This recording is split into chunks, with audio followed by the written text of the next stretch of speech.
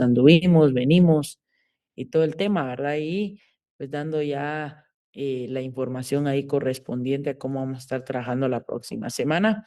Básicamente vamos bien en contenido. Hemos agotado lo que es el juicio ejecutivo, aspectos generales. Hemos agotado el juicio ejecutivo en la vía de premio. Hemos agotado el juicio ejecutivo en materia de trabajo.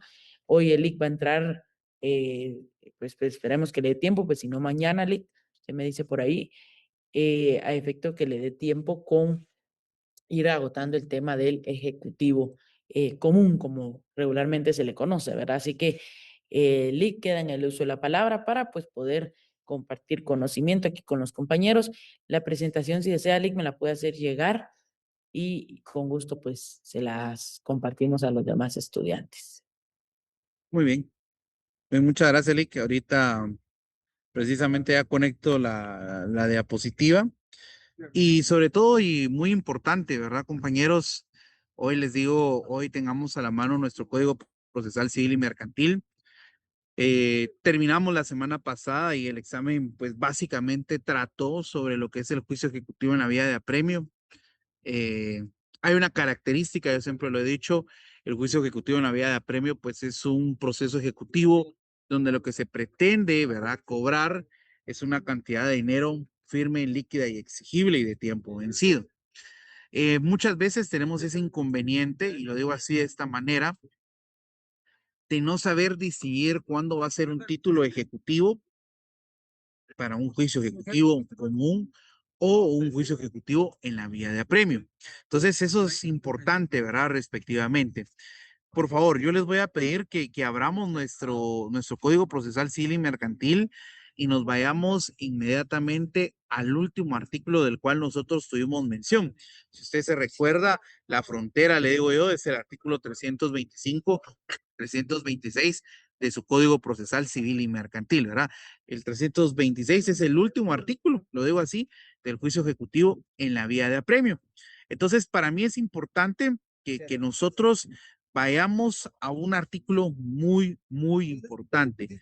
Y antes de hablar, yo se los digo así, el proceso ejecutivo empieza, si usted lo quiere ver, en el artículo 327 del procesal civil y mercantil, pero su estudio, su análisis debe de empezar en el artículo 328, ¿verdad?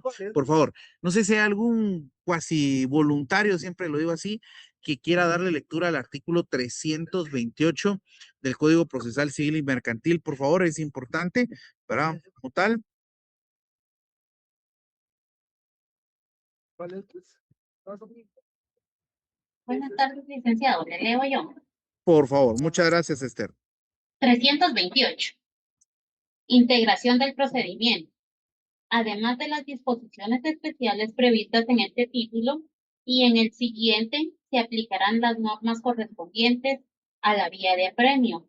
Los títulos enumerados en el artículo anterior pierden su eficacia ejecutiva en los mismos casos previstos por el artículo 296. Muy bien. Ojo. Y mucho, mucho ojo con esto, jóvenes, porque es muy importante. Y yo se los digo así y lo manifiesto. Ustedes analicen y les están diciendo desde antes, la primera premisa es, juicio ejecutivo en la vía de apremio es básicamente la misma estructura que el juicio ejecutivo. Váyase usted al Código Procesal Civil y Mercantil y usted vaya marcando con su resaltador, con su marcatexto, y veamos cuáles son los artículos que comprenden el juicio ejecutivo.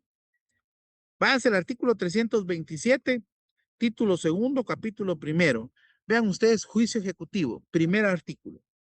328, segundo artículo. 329, tercer artículo. 330, ¿cuál es el cuarto artículo? 331, el quinto artículo. 332, el artículo sexto, si usted lo quiere ver.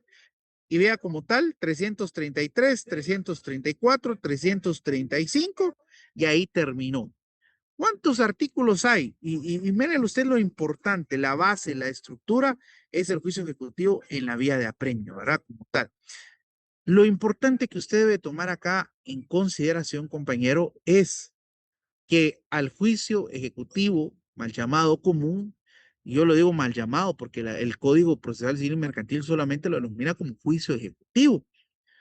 Pues básicamente usted no tiene que aprenderse más de 10 a 15 artículos porque usted ya se aprendió la vía de apremio. O sea, la supletoriedad acá es una cuestión muy importante. O sea, no necesita usted estudiar un proceso nuevo, sencillamente con que usted se recuerde la estructura del juicio ejecutivo en la vía de apremio, usted se va a recordar de lo mismo que es el juicio ejecutivo. ¿Cuál va a ser la diferencia? Yo lo digo así.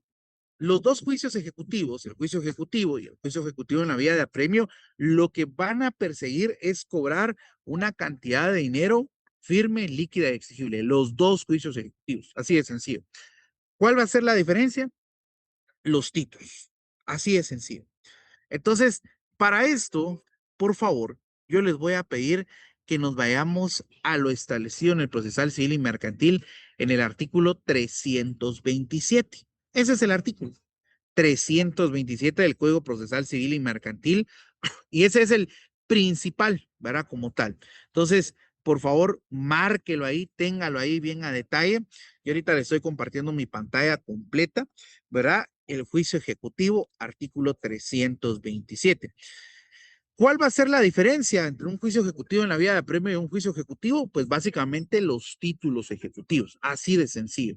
Los títulos ejecutivos son la gran diferencia. Vea usted la gran cuestión. Dice, procede juicio ejecutivo cuando se promueve en virtud de los siguientes títulos. Y préstele mucha atención. Tenemos el numeral primero que dice los testimonios de las escrituras públicas. Cuando hablamos de un testimonio de una escritura pública, muchos se preguntarán, mire, ¿y qué documento me puede traer a mí una cantidad de dinero firme, líquida y exigible?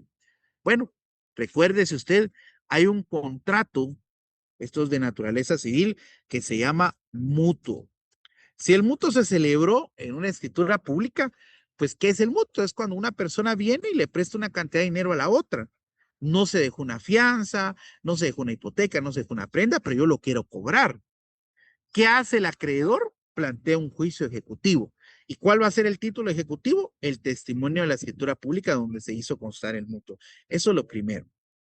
Vea usted el segundo título ejecutivo, y eso es muy importante. El segundo título ejecutivo acredita lo que es la confesión del deudor prestada judicialmente. Acá ya estamos hablando que hubo un litigio. Aquí hay que decirlo, pudo haber sido un juicio ordinario, pudo haber un juicio oral, estamos hablando de naturaleza civil, o un juicio sumario respectivamente. Y el deudor fue demandado en su momento y él aceptó, ¿verdad? Como tal, la pretensión porque es una confesión y él judicialmente declaró la existencia de esa deuda. Cuando el deudor declara la existencia de esa deuda, pues eso es una confesión. Pero vea usted lo que dice como tal, así como la confesión ficta, ¿verdad? Yo les voy a dejar de tarea el día de hoy en el Código de Trabajo buscar el artículo que fundamente o sustente qué es la confesión ficta o en qué caso se va a dar, y eso es muy importante.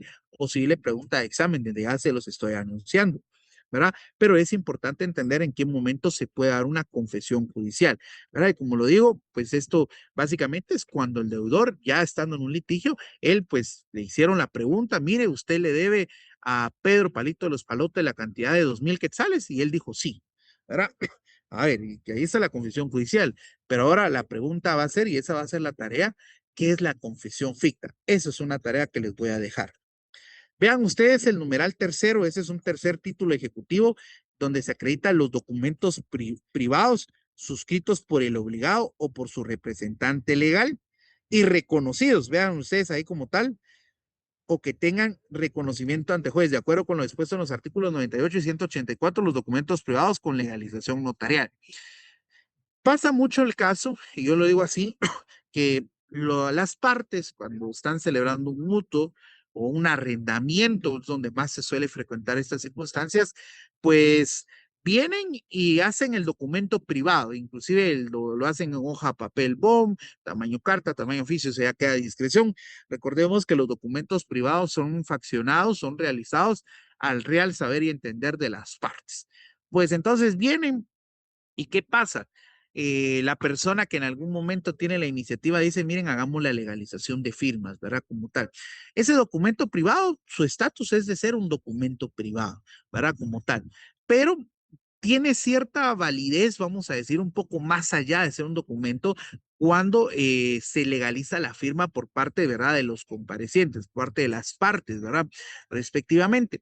Si se diera algún caso de estos, ¿verdad?, y hubiera una cantidad de dinero que firme la exigible, pues se iría por un juicio ejecutivo, ¿verdad? Misma circunstancia que la escritura pública, lo digo así, misma circunstancia, ¿verdad? Como tal, la gran diferencia es que cuando el mutuo se celebró en la escritura pública, usted presenta el testimonio en la escritura pública. Cuando usted celebra en documento privado y legaliza la firma, acá tiene que ir el documento original con la legalización de firma original, porque acá no hay un documento que acredite una certificación o algo similar, ¿verdad? Como tal. Acá tenemos el numeral cuarto en el artículo 327 que acredita los testimonios de las actas de protocolación o de protestos de documentos mercantiles o bancarios. Hay que analizar, y lo digo, yo sé que la mayoría quizás no ha llevado el curso de derecho mercantil, pero no todos los documentos calificados como títulos de crédito son protestables. Creo que el más común, y se lo digo hacia usted, que usted puede identificar, es el protesto del cheque. Ese creo que es el que nosotros vamos a estar más familiarizados bajo esa circunstancia, el testimonio, ¿verdad? Como tal. Pero acá es importante, ¿verdad? Hay que decirlo y hay que tener mucha cuestión. El protesto se facciona en acta notarial, así se lo digo. Es así como se hace constar.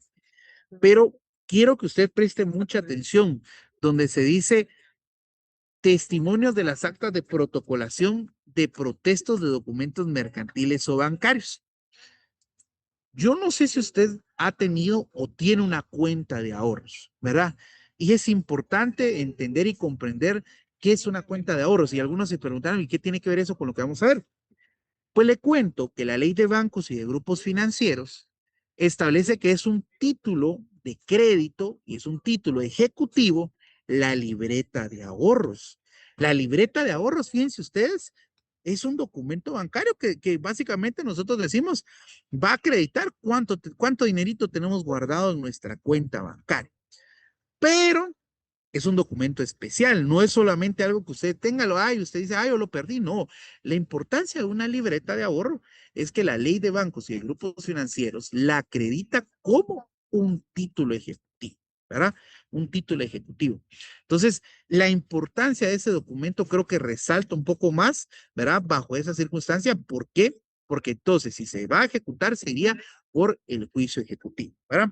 Como tal. En el numeral sexto es importante que nosotros también lo analicemos, ¿verdad? Como tal, y donde se menciona las pólizas de seguro, de ahorro o de fianza, ¿verdad? Cuando hablamos de las pólizas de seguro, de ahorro o de fianza, es importante mencionar, y acá lo digo así, compañeros, no vaya a creer usted que es algo más que el propio seguro, así de sencillo, ¿verdad? Así de sencillo. Entonces, la ley, en este caso de la actividad aseguradora, nos establece que existen dos clases de seguro, está el seguro de personas y está el seguro, ¿verdad? Como tal, de objetos, ¿verdad? Respectivamente. Entonces, es importante, ¿verdad? Reconocer de que cuando ya se cumplió el riesgo, pues la aseguradora, ¿qué debe de asumir? El riesgo respectivo. Eso es lo que se tiene respectivamente, ¿verdad? Pero acá hay que entender que esa póliza, ¿verdad? Cuando el banco no la quiere pagarla, en este caso la aseguradora, usted si ya la tiene, ¿verdad? Respectivamente, lo que va a poder proceder, pues es un proceso ejecutivo, ¿verdad? Respectivamente. Entonces, para que usted lo tome ahí en consideración. Me permití, de momento, cerrar la pantalla, ¿verdad? Pero les quiero compartir lo que es la ley de bancos y de grupos financieros. Yo sé que para algunos podrá ser alguna duda si existe o no el hecho que le digo que las libretas de ahorro son títulos ejecutivos. Veamos si usted, y tal vez pueda hacer que vengan el examen, el artículo 110 de la ley de bancos y de grupos financieros, vea lo que establece. Dice, además de los contemplados en el Código Procesal Civil y Mercantil, dice, constituirán título ejecutivo sin necesidad de reconocimiento las libretas de ahorro, los certificados de depósito, los certificados de inversión, los bonos y títulos valores materializados o representados por medio de anotaciones en cuenta, ¿verdad?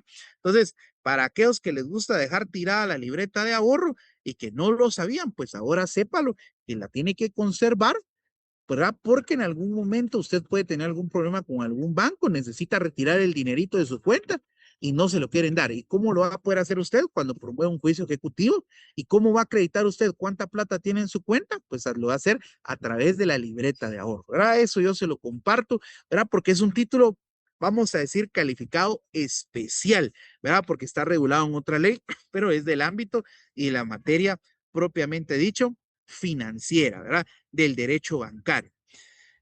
Por último, el artículo respectivamente, el 327, pues hace clase, ¿verdad? De toda clase de documento que tenga fuerza ejecutiva, ¿verdad? Toda clase de documento que tenga fuerza ejecutiva.